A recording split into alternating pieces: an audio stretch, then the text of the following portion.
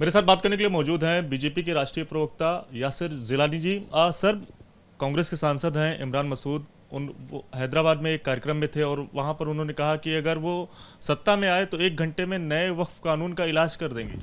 देखिए, इमरान मसूद जिस कांग्रेसी नेता का नाम है वो आपराधिक प्रवृत्ति के हैं। इससे पहले भी एक बयान सुना होगा जिससे पूरे भारत में बवाल हुआ था।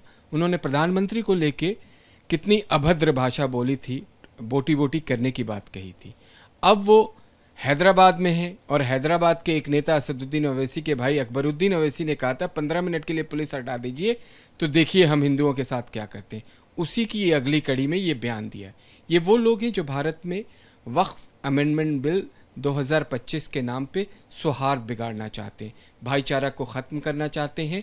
और अब उनके हाथ में जो पूरी एक तरीके से मुसलमानों की जो तुष्टिकरण की राजनीति का बचा खुचा कुछ मामला रह गया था वो निकलता हुआ दिख रहा है। अब गरीब, मिस्कीन, वंचित, शोषित जो मुसलमान हैं वो प्रधानमंत्री के इस फैसले से बेहद खुश हैं।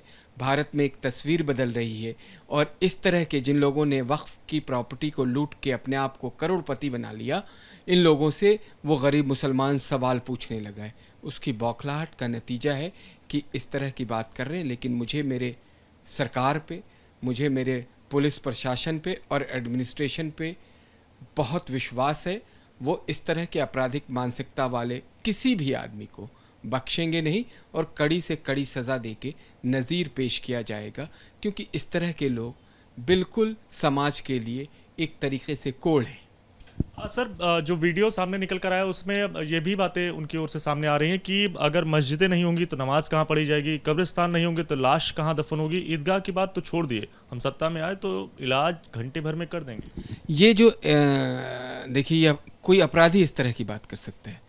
केंद्रीय मंत्री किरण रिजिजू जी वक्फ अमेंडमेंट बिल को लेके और तमाम भारतीय जनता पार्टी के सरकार के जो बड़े नुमाइंदे हैं उन्होंने कहा है कि औकाफ से रिलेटेड किसी भी मस्जिद, मदारस, किसी भी कब्रिस्तान पे कोई जो स्थिति पहले थी वही स्थिति इस बिल के आने के बाद भी बनी रहेगी।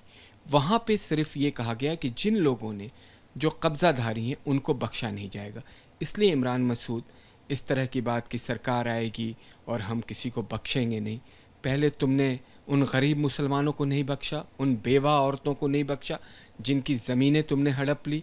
तुम वही लोग हो जो हिंदुस्तान में शाहबानो जैसी एक बूढ़ी औरत के 100 रुपये महीना को भी दबाव बना के उस कांग्रेस की सरकार के ऊपर तुमने फ़ैसला बदल लिया था।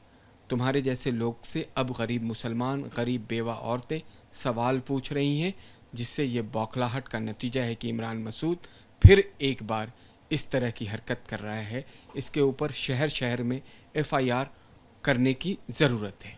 राष्ट्रपति की ओर से इस नए वक्फ कानून को सर मंजूरी मिल चुकी है, लेकिन इमरान मसूद फिर भी ये कह रहे हैं कि इस नए वक्फ कानून को स्वीकार ही नहीं किया जाएगा। कौन है इमरान मसूद? कौन है वो? बहुत ही तुक्के में इस बार चुनाव जीत के, और कितने मुसलमान उनको मानते हैं। अगर तुम इस तरह की तब बात करते जब तुमने पिछले 60 सालों में जो तुम्हारी लाइक माइंडेड पार्टियों की सरकार रही उसमें गरीब, मिस्कीन, वंचित, शोषित, पीड़ित मुसलमानों को तुमने उनका हक दिया होता। तुम कौन हो? तुम आंदोलन की धमकी दे रहे हो, तुम चक्का जाम की धमकी दे रहे हो, तुम आधे घंटे में बर्बाद करने की धमकी दे रहे हो। तुम्हारे घर से कोई आंदोलन का हिस्सा बनेगा? तुम्हारे घर से तुम्हारे लड़के के ऊपर कोई FIR होगी? कब होगी? कब वो आंदोलन का हिस्सा है? गरीब मुसलमानों को वर्गला के, उनको भ्रमित करके, उनको क्यों FIR में उनके ऊपर, अपने ऊपर FIR लेने के लिए मजबूर कर रहे हो? फिर तुम भाग जाओगे। वो गरीब जब FIR हो जाएगी वो जेल भी जाएगा और वो अपनी ज़िंदगी को बर्बाद कर लेगा। हमने CNRC में देखा बहुत सारे ऐसे नौजवान ऐसे ही इमरान मसूद जैसे लोगों के भड़काओ भाषणों के चक्कर में अपनी पूरी ज़िंदगी बर्बाद कर ली। मैं नौजवान मुसलमानों से ABP की माध्यम से, जो हिंदुस्तान का बड़ा प्लेटफॉर्म है, मैं उनसे अपील करता हूं कि आप इस तरह के नफ़रती लोगों की बातों पे बिल्कुल संज्ञान ना लें, जबकि इनके ख़िलाफ़ आप खुल के सामने आएँ और पुलिस के अंदर जाके इमरान मसूद जैसे नफ़रती नेता के ख़िलाफ़ FIR दर्ज कराएं, हर ज़िले, हर कस्बे, हर जनपद में। शुक्रिया बात करने के लिए। तो साफ तौर से बरगलाने के लिए गरीब जो मुसलमान हैं उनको उकसाने के लिए इस तरह के बयान जो है वो इमरान मसूद की ओर से दिए जा रहे हैं। और जो यासिर जिलानी है उनकी ओर से अपील भी की गई है कि इस तरह की जो भाषा का इस्तेमाल जो किया गया है या फिर बरगलाने की जो कोशिश है, इसको लेकर जो खासकर मुस्लिम युवा हैं वो इमरान मसूद के खिलाफ FIR भी दर्ज कराएं। कैमरामैन रवीश पांडे के साथ Divyankar Tiwari, ABP news, Delhi. For exclusive and insightful videos, subscribe to our new channel ABP Live Premium.